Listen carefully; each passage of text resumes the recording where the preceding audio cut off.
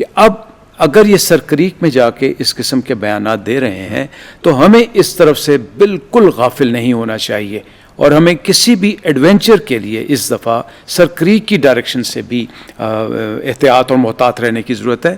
لیکن الحمدللہ میں یہاں پہ ایک اور بات کرنا چاہوں گا کہ 9 اور 10 مئی کو ہمارے پاس کمانڈ فورس نہیں تھی۔ اس مرتبہ اگر خدا نخواستہ کوئی جنگ کی صورتحال بنتی ہے تو ہماری ایک نئی کمانڈ فورس جو ہے وہ موجود ہوگی، جو کہ فیصلے کرنے میں خود مختار ہوگی اور جلدی فیصلے کر سکے گی، اور یہ بھارت کے لیے کتنا بڑا ڈرونا خواب بن سکتی ہے۔ میرے خیال میں اگر وہاں کے ملٹری پلانر نے اس کو اسیس نہیں کیا تو بہت بڑی غلطی کر رہے ہیں۔ تیسری بات دیکھیں، سرکریک کے اوپر اگر ہندوستان کے وہاں جا کے ایک میٹنگ کرتے ہیں، اجلاس کرتے ہیں اور اپنی وہ سیلیبریشن کرتے ہیں تو یہ ہمارے لیے سرپرائز ضرور تھا، بیکاز جیسے ہم ہمیشہ کہتے ہیں کہ ہم امن والے لوگ ہیں، ہم بالکل سمجھے یہ تھے کہ ان کو جو شکست سے فاش ہوئی ہے انہوں نے سبق سیکھا ہوگا اور اپنے اندرونی معاملات پہ، لیکن میرا ایک اندیشہ ہے کہ اب اگر یہ سرکریک میں جا کے اس قسم کے بیانات دے رہے ہیں تو ہمیں اس طرف سے بالکل غافل نہیں ہونا چاہیے، اور ہمیں کسی بھی ایڈونچر کے لیے اس دفعہ سرکریک کی ڈائریکشن سے بھی احتیاط اور محتاط رہنے کی ضرورت ہے۔ لیکن الحمدللہ میں یہاں پہ ایک اور بات کرنا چاہوں گا کہ میں نے ایئر فورس اور آرمی کی تو بات کر دی، پاکستان نیوی اور پاکستان ایئر فورس ہمیشہ سے مشترکہ جنگی مشقیں کرتے ہیں۔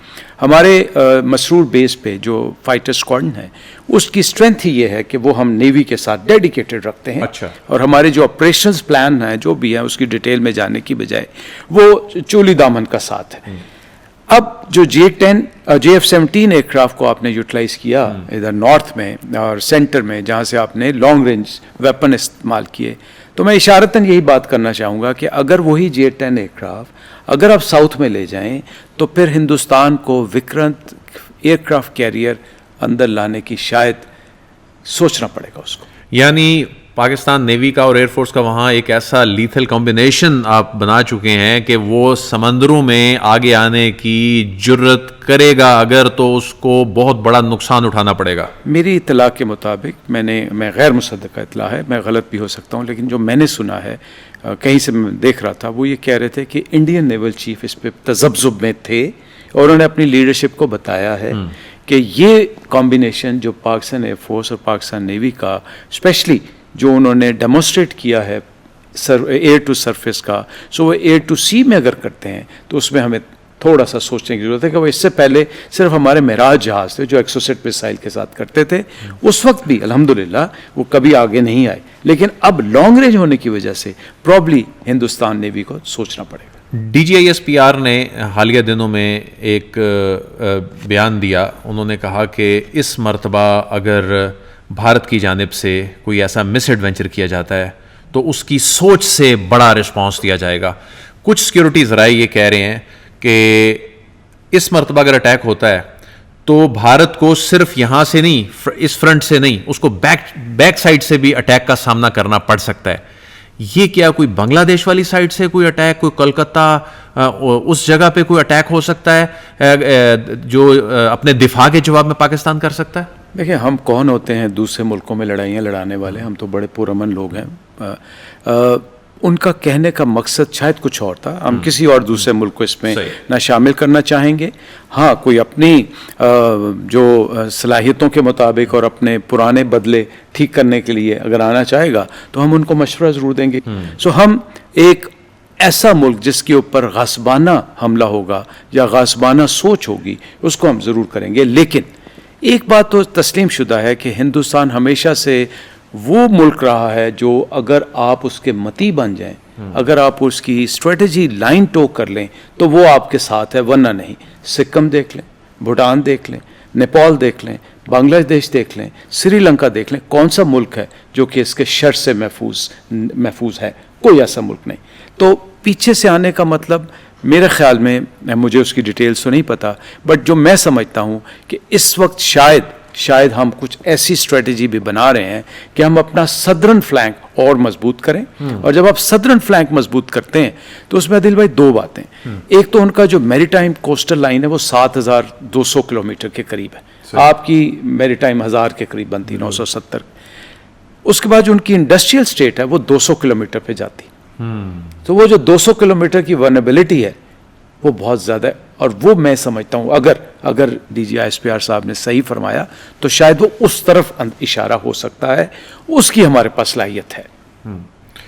اچھا یہ بتائیے کہ ہم نے دیکھا کہ جب انہوں نے آپریشن سندور شروع کیا اور اس کے بعد ہم نے پھر مارکہ حق میں فتح حاصل کی, اس سے چند دن پیچھے چلے جائیں تو ہم نے دیکھا کہ ہم فتح میزائل کے تجربات کر رہے ہیں, لیکن اس وقت 120 کلومیٹر کا تجربہ ہم نے کیا اور اس کے چند دن بعد جنگ لگ گئی.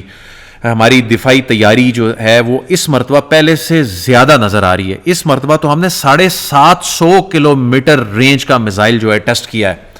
یہ کیا میسج ہے؟ یعنی اس وقت 120 ہم نے اس وقت چلایا بھی فتح 1, اور اس مرتبہ کیا ہم فتح 4 چلا دیں گے جو کہ 750 کلومیٹر رینج کی صلاحیت رکھتا ہے؟ عادل بھائی, بہت سی چیزیں ایسی ہوتی ہیں جو کہ سینوں میں ہوتی ہیں, بہت سی چیزیں ایسی ہوتی ہیں جو کہ آپ ایکسپوز کرتے ہیں.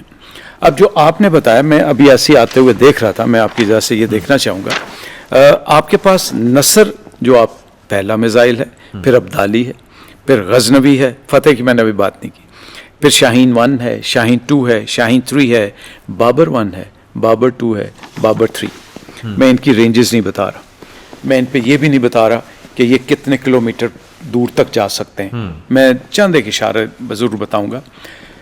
پہلے تو یہ ایک جو خاص رینج ہے یہ ٹیکٹیکل ویپن سے لے کے لانگیسٹ پاسبل رینج پہ جاتا ہے. دوسرا جو ہائیسٹ رینج والے شاہین سیریز ہیں وہ ریڈار کی نظر سے اوجھل ہو جاتے ہیں, اسکائی میں جا کے آتے ہیں, ٹیکنیکلٹیز میں نہیں جاتے. سب سے بڑی بات ہے کہ ان کے اوپر جو وار ہیڈ لے جانے کی صلاحیت ہے وہ دونوں قسم کے ہیں, کنونشنل بھی اور نیوکلیئر بھی. اس کے بعد جو منیمم رینج ہے وہ اگر شروع کرتے ہیں ہم 70 سے 100 کلومیٹر جو کہ آرٹلری اور فرنٹ پہ چلتی ہے, تو لانگیسٹ پاسبل یہ 2600 سے 2800 کلومیٹر تک جا سکتے ہیں. اب کتنا ویپن لے جا سکتے ہیں, کس پریسیجن سے جا سکتے ہیں, وہ اللہ نہ کرے وہ وقت آئے, لیکن یہ میں آپ کو ذمہ داری کے ساتھ بتا سکتا ہوں کہ اس کی ایکوریسی کچھ میٹرز میں ہے. تو نریندر مودی جو ہے وہ پاگل پن میں 1.5 ارب لوگوں کو تباہی کے دہانے پہ لے کے جانا چاہتا ہے. یہی ہمارا المیہ ہے, ہمارا اصل سوچ یہ ہے. ہم یہ کہتے ہیں کہ تم 1.4 ارب کی آبادی کے قریب کے ملک ہو, اس کے بعد اس کا امپیکٹ کیا صرف اسی خطے میں آئے گا؟ نہیں, یہ پورے ساؤتھ ایسٹ ایشیا میں آئے گا جس کی آبادی 2.2 بلین سے بھی بڑھ جاتی ہے. پھر آپ کی اپنی آبادی جو آپ نے بتایا اس میں میرے خیال میں 70 سے 80% غریب لوگ ہیں, اور وہ لوگ ہیں جو فٹ پاتھوں پہ پلاٹ نمبر لے کے سوتے ہیں. اس اللہ کے بندے کو جس نے ریگنگ سے, ابھی تو پروف بھی ہو گیا, ریگنگ سے 2 الیکشن جیتے, اور اب وہ تیسرے الیکشن کی تیاری میں اس سطح پہ جانا چاہ رہا ہے جو کہ صرف اور صرف RSS کی جو 100 سالہ تاریخ ہے اس کو مزید یہ سیاہ خون سے رنگنے کے مترادف. اور آپ کو یہ بھی پتہ ہے کہ RSS وہ تنظیم ہے جس پہ ہندوستان کے اندر پابندی لگ چکی, اور نریندر مودی صاحب امریکہ میں نان وانٹڈ تھے, جو انہوں نے گجرات میں قتل غاری کی, جو انہوں نے عیسائیوں کے ساتھ کیا. تو یہ بالکل ایک جنونی شخص ہے, اور اس کو اگر آپ لنک کرتے ہیں تو یہ نیتن یاہو کا بہت بڑا دوست ہے, جو کہ ایک انسان, اگین اس کو انسان کہلانا بھی انسانیت کی توہین. جو حالیہ جنگ میں نیتن یاہو نے مودی کو سپورٹ کیا, ٹیکنیکل ان کے ایکسپرٹس جو تھے وہ بھارت میں موجود تھے, ابھی بھی یہ جو پر تول رہے ہیں, اور اسرائیل اور بھارت کا جو گٹھ جوڑ ہے پاکستان مخالف, لیکن پاکستان نے بھی جس طرح سے رسپونڈ کیا اور جنگ جیتی, کیا یہ اسرائیل کے لیے بھی میسج نہیں تھا؟ اور آگے کیا ہونے جا رہا ہے؟ دیکھیں, آپ کو بھی پتہ ہے کہ جو جنگیں ہوتی ہیں یہ ایک سیاسی عزائم ہوتے ہیں, پولیٹیکل ایمبیشن ہوتا ہے جس کو آپ پولیٹیکل سوچ آگے لے کے چلتی. میرے خیال میں پاکستان نے بہت ذمہ داری اور بہت ہی اللہ تعالیٰ کی مہربانی, پاکستان میں بھی ہم بھی غلطیاں کرتے ہیں, لیکن اللہ تعالیٰ کی بڑی مہربانی ہوئی کہ اس واقعے کے بعد آپ کی ان بین الاقوامی سطح پہ ایک حیثیت تسلیم کی جانے لگی. اور اس کے بعد again whether we like him or not, but right now Trump matters. دنیا میں آج کل اکنامکس کو توجہ دی جاتی ہے, تو اس نے جو ہندوستان کا اکنامکلی بیڑا غرق کرنے کی کوشش کر رہا ہے وہ, تو اس لحاظ سے وہ پاورفل تو ہے. اگر آپ امریکہ کے ساتھ اس وقت گڈ بکس میں ہیں, تو وہ اسرائیل کے پاس لیوریج اتنی نہیں رہے گی. لیکن اسرائیل اور ہندوستان کا گٹھ جوڑ آج بھی ہے, آئندہ بھی رہے گا. بھلے مودی رہے, بھلے کانگریس آ جائے, لیکن ان کے عزائم ایک ہے, اور اس کی بنیادی وجہ اسلاموفوبیا ہے. بیکاز پاکستان وہ واحد اسلامی طاقت ہے جس نے الحمدللہ آج تک کہیں پہ بھی زیادتی ہو, مسلمانوں کو تو چھوڑ کے غیر مسلموں کے ساتھ بھی تو ہم نے ہمیشہ حق کا ساتھ دیا. تو وہ ان کو سپورٹ تو ضرور کریں گے, لیکن وہ والی نہیں. دوسری بات, میرے خیال میں اسرائیل بہت بری طرح پھنس چکا ہے اس وقت. $70 بلین سے زیادہ اس کو خرچ کرنے پڑے ہیں غزہ پہ. ابھی وہ 4.6 بلین کا نیا پیکج لے کے آ رہا ہے امریکہ سے. کوئی ایک حد, پھر بین الاقوامی طور پہ بھی اسرائیل بہت حد تک تنہا ہے, بہت حد تک. جتنے یورپین ملک ہیں, یونائٹڈ نیشنز میں اس دن آپ نے دیکھا کہ اسرائیل کی تاریخ کی تنہائی ہے یہ. تنہائی 193 میں سے 150 ملکوں نے اس کے خلاف ووٹ دیا. So that means it is also heading towards a disaster, but we can never lower our guards. میں آپ کو بڑی ذمہ داری سے بتا رہا ہوں کہ یہ جو وقت آ رہا ہے, میں فوجی آدمی ہوں شاید اس لیے میں جنگ کی بات کروں گا, جنگ کی جگہ نہیں بنتی, کنونشنل وار کی جگہ نہیں بنتی, بٹ ان سے آپ کچھ بھی ایکسپیکٹ کر سکتے ہیں. اور وہ کیا ایکسپیکٹ, ہم کئی دفعہ پچھلی دفعہ بھی ہم نے بات کی تھی کہ فالس فلیگ آپریشن ہوں گے, فلیگ شپ آپریشنز ہو سکتے ہیں. ایئر فورس میرا ماننا ہے انڈیا کی ابھی اس قابل نہیں ہے. تو پھر یہ راکٹ جو ان کے میسائل ہیں یا ڈرون ہیں, ان کے تھرو ایسا کچھ کریں گے کہ یہ, میں اللہ نہ کرے میں آپ کو ایک میسج دینا چاہ رہا ہوں, ہو سکتا ہے یہ سرکری کی طرف چڑھ دوڑیں, ہو سکتا ہے یہ کشمیر کی طرف کچھ ایریا کو آکوپائی کرنے کی کوشش کریں. اچھا, میں آپ اس پہ جو میرا تجزیہ ہے, جو نئی چیز تو یہ ضرور کریں گے. یعنی اس مرتبہ یہ اپنے طیارے فضا میں اس لیے نہیں بھیجیں گے کہ وہ پاکستانی گرا دیتے ہیں, اور اس مرتبہ وہ میزائل سے اٹیک کر سکتے ہیں. تو ہمارا ڈیفنس سسٹم جو ہے کیا اتنا کیپیبل پہلے سے زیادہ ہو چکا ہے؟ دیکھیں ٹائم گیپ تو بہت کم تھا جی, اس میں یہ نہیں ہو سکتا کہ دن رات آپ اس ٹیکنالوجی کو لے آئیں کہ جب آپ کہیں کہ جب ہم ان کے لیے برہموس کے لیے بالکل شیلڈ بن چکے ہیں. ایسا نہیں ہے. ہوتا یہ ہے کہ آپ ٹٹ فار ٹیٹ کرتے ہیں. جب انہوں نے پچھلی دفعہ امریکہ کے کہنے کے باوجود, امریکہ کے پریشر میں آ کے جنگ بندی کی, پھر لاسٹ منٹ انہوں نے برہموس کے اٹیک کیے, اس سے پہلے نہیں کیے.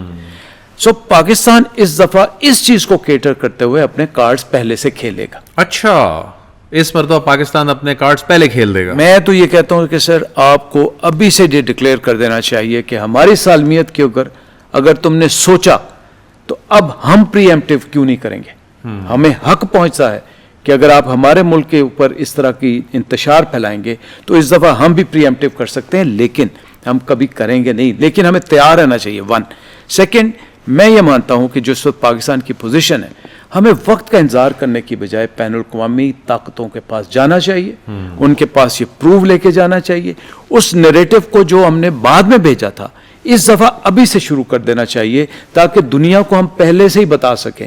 دیکھیں جتنی اس نے گیدڑ بھپکیاں کی, آپ انٹرنیشنل میڈیا کو سرکل کریں تو کوئی اتنا زیادہ اس کو سگنیفیکنس نہیں مل رہی, بیکاز اس کی اپنی ریلیونس ختم. لیکن پاکستان اس کو لائٹلی نہیں لے سکتا.